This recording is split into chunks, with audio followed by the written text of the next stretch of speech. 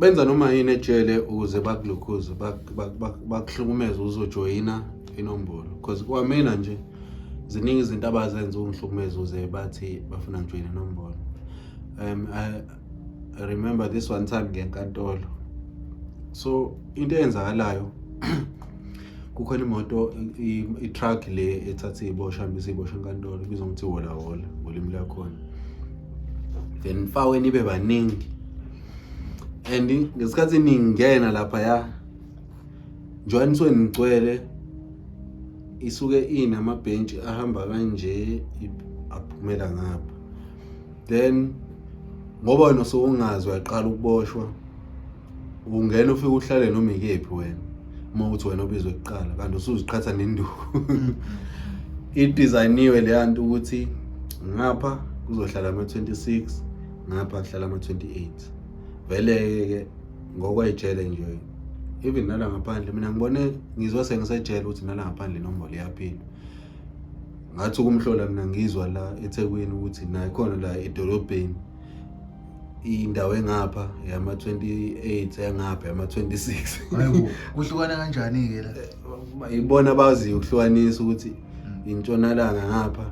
I think uma ngikhumbula kahle emakethe bathi ama-28 ngapha ngaseBhisha ama-26. Oh, that is why isikhathi esiningi uma ngabe kuzosuka i-28 lobambe inkunzi eBhisha uzothi abasebenzoxabana bodwa ukuthi wona gazi usebenza kanjani la ngoba umhlaba wethu. oh. Yabo inombolo ijule kakhulu iyaphila nale la ngaphandle but into yasejele which is wrong uma sebeyithatha lapha because bagcina sebejoyinisa nezintwana ezincane. Even naseMaritzburg ngedolobheni laseMaritzburg nakhona futhi le site elingenhla bathi lama 26 and then leli ngenzansi koMasukwane ushona lenzansi ama-28.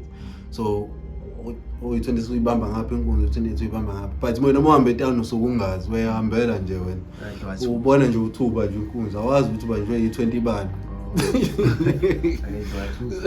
So kanjalo ke nasejele namasayidi kanjalo uyangena ama-26 ama-28 and then lapha phambili ihlala amagunya ngikhona futhi ahlukanisile amagunya ase-26 amagunya ase-28.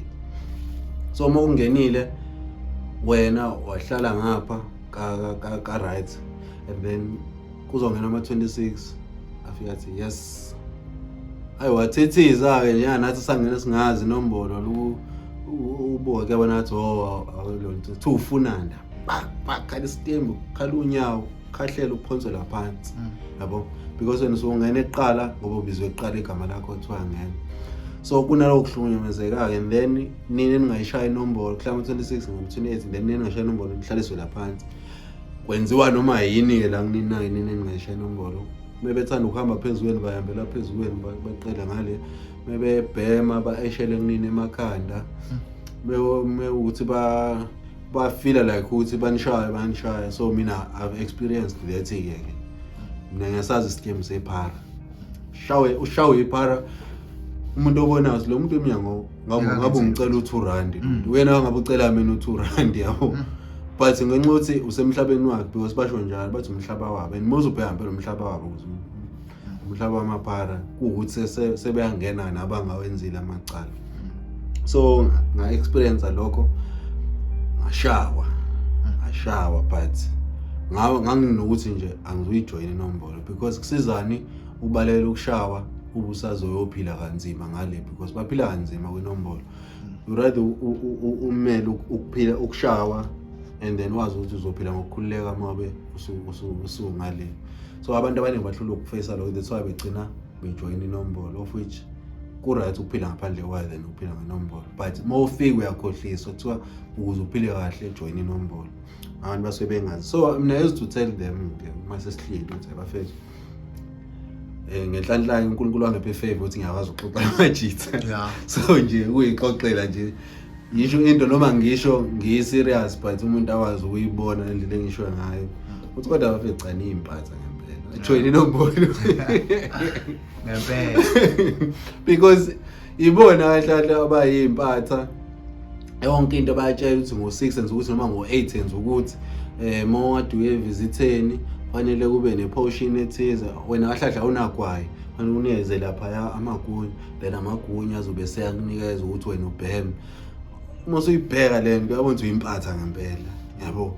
So bengihlangana batshela athola omunye uzobona ukuthi kodwa manje umuntu usengene ngithi hayi ungaphuma, because bakhona abantu abaphumile phambi kwakho ababona. So impilo yasejele nje inzima and impilo yasejele ayigcina ngokuhlukumeza physically, because usukuhlumezekile physically ngoba sejele ukuphucwa nje freedom yakho kukodwa kuyakuhlumeza, but it goes far as ukuthi uhlukumezeke emotionally na mentally, because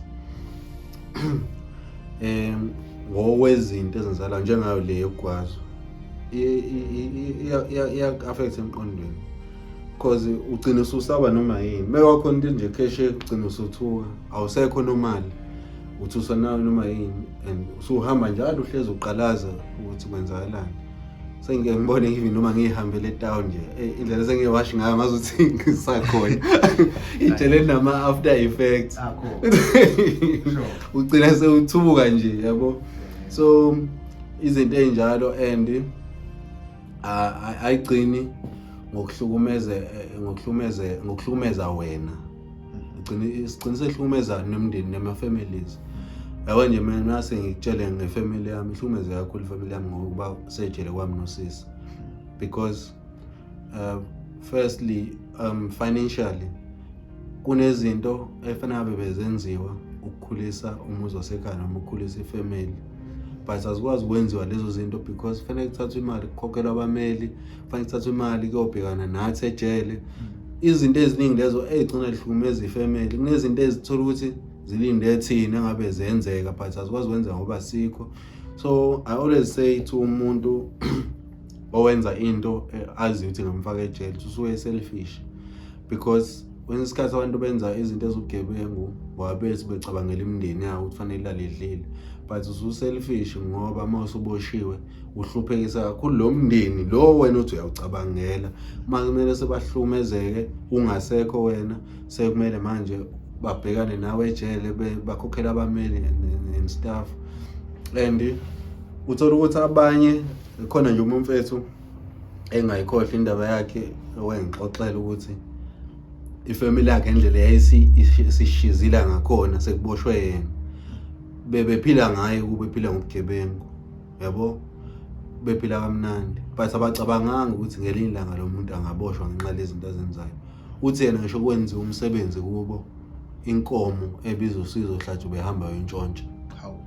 I'm telling you, kwenziwa umsebenzi ngenkomo entshontshiwe. Exactly, bakhona abakwenzayo namanje, because uma uzovela uthi wena umsebenzi mase ukubone mina ngingasebenzi qhamuze ngithi hayi mina khulani ngizoyizama inkomo ngiyithathaphi, ngizohamba ngontshontsha ngibuye nenkomo kwenza umsebenzi impela nje nijabule as ifamily. Kanti mina ngithola izinto ngifike namagrosa la mina ngijabula ilanga mase ngiboshiwe angisawathola lamagrosa sekuthi manje nezitemela kwenziwe amatiye nemsebenzi awu akasekho umuntu seyazi ukuthi hawu pro umuntu ade senzela lezi zinto waboshwa umfana wami kanti benza ngobugebengu. So yabo izinto ogcina ungazi mase zibreakfire vele uthi yini esibophisa lo muntu yabo. So izinto ezikanjalo ngihlezi ngisho ukuthi umuntu usuwethena ucabangela ifamily but usengayicabangeli because iyona esafarisha kakhulu mase ongene ngaphakathi. And mhlawumbe ukubuyela back kuleyo kuhlukumezeka emotionally, there's a lot of stress mase ejele, especially if you are a family person njenganami nje mina ngumuntu othanda ifamily and yabo kuba buhlungu kakhulu mase uboshiwe sekunezinto ongasakwazi ukuzenza ekhaya, sekunezinto obona ukuthi ziyafa just because wena ukho, kube khona izinto obona ukuthi zidinga wena to a point ukuthi leyo nto legcina sekulidela depression. Mina ngagula ejele ngacishe ngafa because bese kuhlangene ne depression. Mina ngagula mfethu to a point yokuthi ngagula unyaka wonke 2022 nje ngawugula wonke kahle ngingakwazi ukuyihambela, ngingakwazi ukuyidlela, ngingakwazi ukuyigeza, ngiyinto nje elele empedeni ngigula ngale ndlela ukuthi ngingakwazi ngisho ukumuva isandla, ngingakwazi ukuthi as much as ngangigula kwase kuhlangene nokucabanga nestress konke, ngagcina sengihamba ama-psychologist khona ngaphakathi, ngacishe ngashawa na-stroke. Exactly. So izona zonke izinto ezibuhlungu ngoba sejele, because abanye abantu ngibabonile mina abantu befa phambi kwami ejele, abanye bezibulala, abanye bagcina befa ngenxa yokuhluleka ukumelana nesimo. Ingakho ngithi mina ngibonga uNkulunkulu ukuthi ngakwazi ukusurvive yonke leyo nto leyo. Mina was at a point la khona engase kwayimina ngiyibona ukuthi ngiyafa. I remember this one night ngilele embedeni esibhedlela khona ngaphakathi ejele, and I could feel ukuthi ngiyafa. Ngoba uma ukugula ngale ndlela le ukuthi uyazi ukuthi you losing your breath, uyazi ukuthi uyafa, uze ube nesithombe somngcwabo wakho, ngibona ukuthi azini ngiyafa. And then that one night ngabo 12 ebusuku onesi bajwayele ukungena bashaya ama-rounds-ke bani-check-e ukuthi right yini. Bathi uma befika kumina, because babeyitshela ukuthi ngilele okanye angizwa, I don't know. Bathi bangibuka bathi hayi lo ngikaze avuka ekuseni. Engathi mangizwa lento futhi mina sebengideclare njengomuntu osefile kahle okanye uzofa. I was like, yo, himi bekhuluma nje ngenxa yokuthi ngumuntu ozikholelwayo, ngakhuluma izwi enhlizweni yami ngathi mina nginamandla okwenza konke ngoJesu ongiqinisayo, ngathi mina ngizovuka ekuseni. Nangempela ngavuka ekuseni, ngaphinde ngavuka njalo namhlanje ngivukile. But ngafunda one thing-ke kulokho ukuthi ukuvuka nje ekuseni kukodwa kuwumusa kaNkulunkulu. Kunabantu abalalile bangakwazi ukuvuka, kunabantu abalalile kodwa ngeke bavuke kodwa bavuka njenganami. Kunabantu abakwaziyo namhlanje ngiyakwazi ukukhuluma kanje, ngangasawazi ukukhuluma mina ngesikhathi ngigula, but namhlanje ngiyakwazi ukukhuluma, ngiyakwazi ukuphakamisa izandla, ngiyakwazi ukukhuluma, ngiyakwazi ukuhamba, ngiyakwazi ukugxuma. Ngangakwazi ukwenza konke lokho ngiyinto nje elele embedeni. Ngafunda lapho ukuthi ukuwumusa kaNkulunkulu ukuthi uyakwazi ukuma, uyakwazi ukukhuluma, uyakwazi ukuba ukwenza zonke lezi zinto okwazi ukuzenza. So I learned from there ukuthi I need to appreciate uNkulunkulu ngempilo nje, ngokuvuka nje ekuseni. But ngeke ngize ngikuthathe away ukuthi ngahlukumezeka during that period or during that time. And kwaba nzima kakhulu. And uma ngabe sengixoxelwa manje ifamily yami, because befika izongibheka ejele, yabahlukumeza le nto. Namanje wayebona basamangala ukuthi ngavuka kanjani. Namanje ngisathi mangihlangana nabantu ekade bezongibheka ejele ngesikhathi ngigula, bamangale namanje ukuthi ngavuka kanjani sasimo. Imagine uzofela ejele ngecala ongalenzanga. Kwakuzoba nje into ebuhlungu kakhulu, not only for mina but ikakhulukazi for a family. That's why I always say kubantu abaqamba amanga noma abafakaza amanga enkantolo ngabanye abantu, ngiyacela niyeke leyo nto, because ibhlungu, you may never know effect oyenzayo kulowo muntu leyo.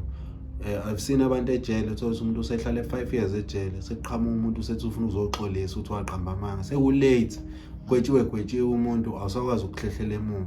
Lo 5 years ngeke usawubuyisa, yabo. Exactly. Ifamily yakhe ihlukumezekile, and yabo nje esimeni sami noma esimeni secala lami nosisi wami, ifamily nje yahlumezanga ngayo. Kukhona ngisho izingane zasisi wami, because sisi wami unezingane ade eshiye ngaphandle, zagcina siphazamiseke esikoleni, abazali bavele bagula, yabo.